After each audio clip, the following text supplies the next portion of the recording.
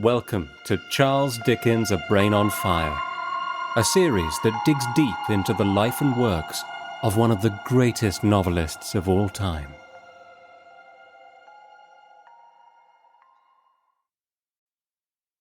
Bleak House, Chapter 1, In Chancery. London. Michaelmas term lately over, and the Lord Chancellor sitting in Lincoln's Inn Hall. Implacable November weather. As much mud in the streets as if the waters had but newly retired from the face of the earth, and it would not be wonderful to meet a megalosaurus, 40 feet long or so, waddling like an elephantine lizard up Holborn Hill.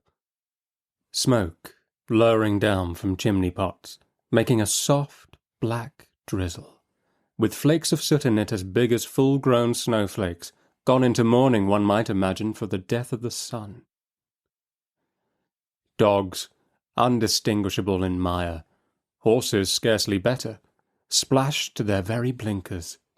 Foot passengers jostling one another's umbrellas in a general infection of ill temper, and losing their foothold at street corners where tens of thousands of other foot passengers have been slipping and sliding since the day broke, if this day ever broke, adding new deposits to the crust upon crust of mud, sticking at those points tenaciously to the pavement, and accumulating at compound interest. Fog everywhere. Fog up the river, where it flows among green aits and meadows. Fog down the river, where it rolls defiled among the tiers of shipping and the waterside pollutions of a great and dirty city. Fog on the Essex marshes. Fog on the Kentish heights. Fog creeping into the cabooses of collier brigs. Fog lying out on the yards and hovering in the rigging of great ships. Fog drooping on the gunwales of barges and small boats. Fog in the eyes and throats of ancient Greenwich pensioners wheezing by the firesides of their wards. Fog in the stem and bowl of the afternoon pipe of the wrathful skipper down in his close cabin. Fog cruelly pinching the toes and fingers of his shivering little prentice boy on deck. Chance people on the bridges, peeping over the parapets into a nether sky of fog, with fog all round them, as if they were up in a balloon and hanging in the misty clouds. Gas looming through the fog in divers places in the streets, much as the sun may from the spongy fields be seen to loom by husbandman and ploughboy. Most of the shops lighted 2 hours before their time, as the gas seems to know, for it has a haggard and unwilling look.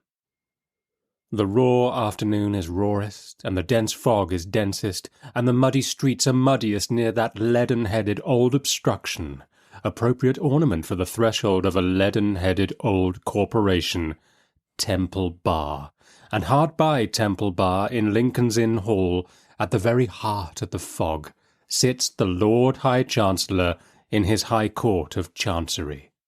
Never can there come fog too thick, never can there come mud and mire too deep, to assort with the groping and floundering condition which this High Court of Chancery, most pestilent of hoary sinners, holds this day in the sight of heaven and earth. On such an afternoon, if ever the Lord High Chancellor ought to be sitting here, as here he is, with a foggy glory round his head, softly fenced in with crimson cloth and curtains, addressed by a large advocate with great whiskers, a little voice, and an interminable brief, and outwardly directing his contemplation to the lantern in the roof, where he can see nothing but fog.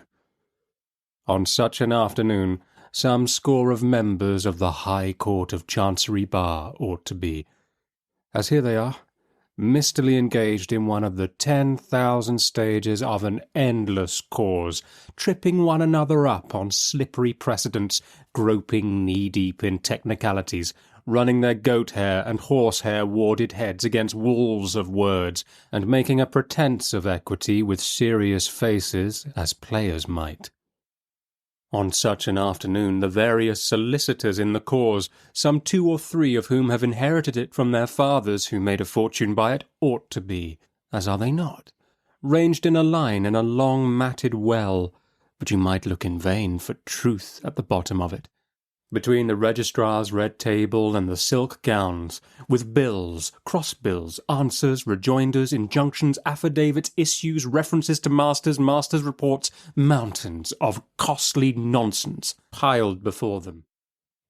Well may the court be dim, with wasting candles here and there.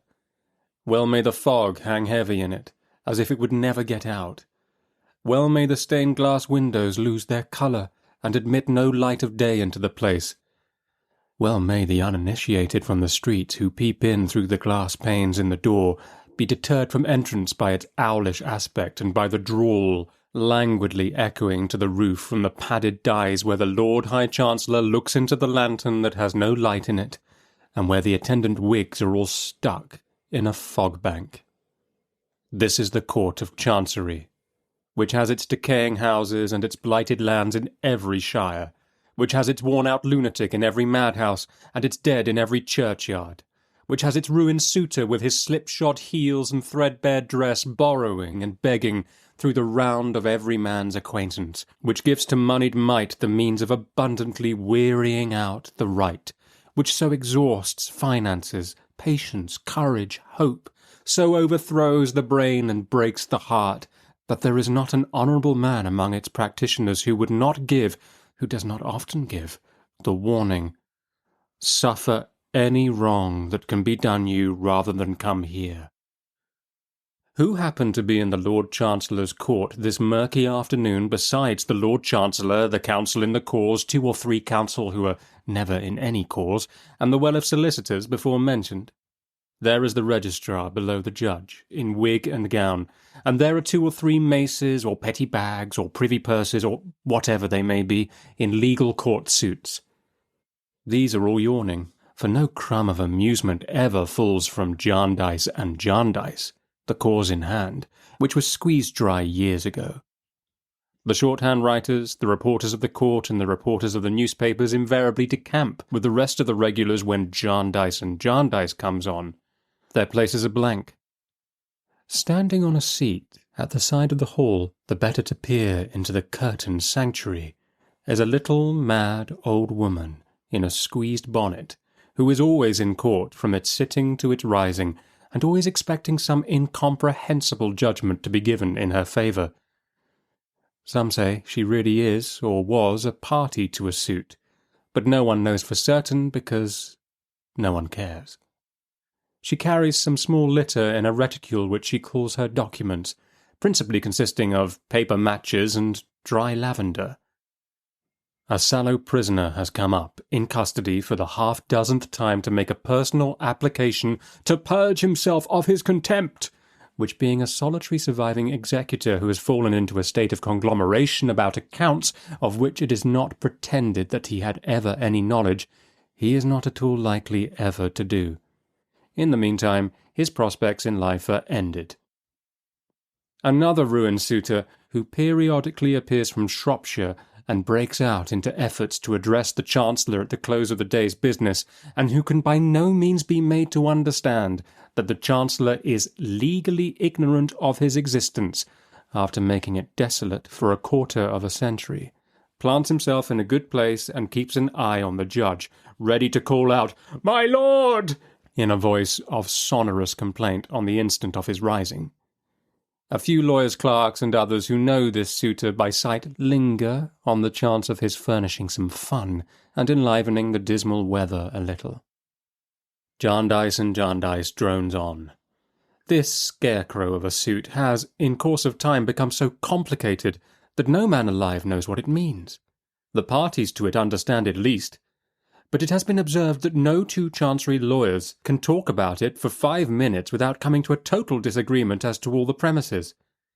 Innumerable children have been born into the cause, innumerable young people have married into it, innumerable old people have died out of it. Scores of persons have deliriously found themselves made parties in Jarndyce and Jarndyce without knowing how or why. Whole families have inherited legendary hatreds with the suit. The little plaintiff or defendant who was promised a new rocking horse when Jarndyce and Jarndyce should be settled has grown up, possessed himself of a real horse, and trotted away into the other world. Fair wards of court have faded into mothers and grandmothers, A long procession of chancellors has come in and gone out. The legion of bills in the suit have been transformed into mere bills of mortality.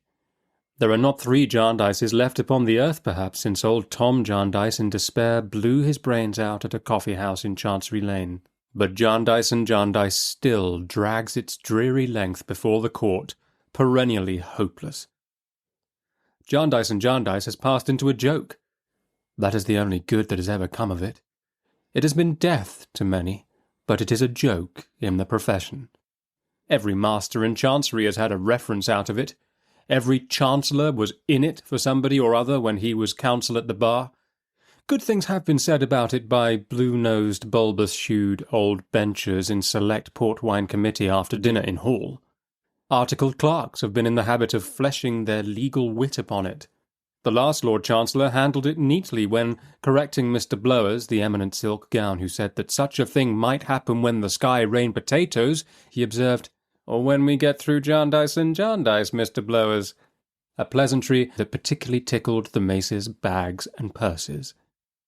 How many people out of the suit Jarndyce and Jarndyce has stretched forth its unwholesome hand to spoil and corrupt would be a very wide question.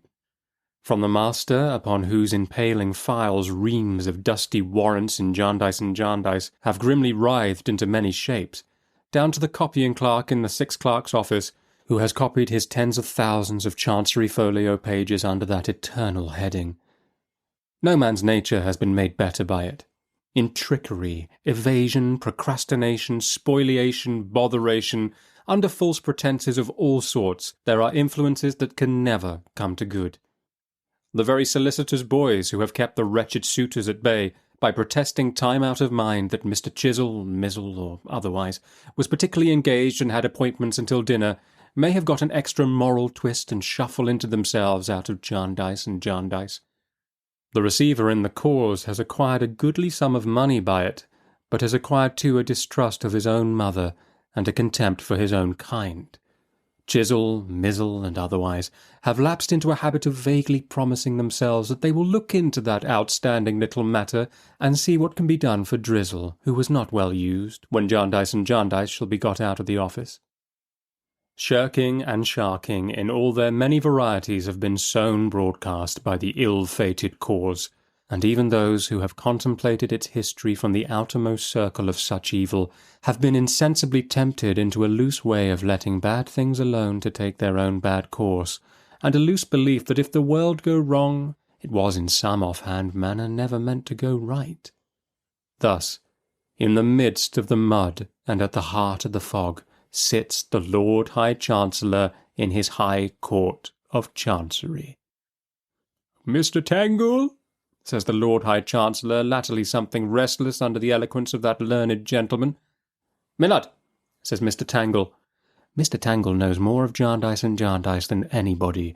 He is famous for it, supposed never to have read anything else since he left school. "Have you nearly concluded your argument?" "My lord, no. Variety points. Feel it my duty to submit, lordship," is the reply that slides out of Mr. Tangle.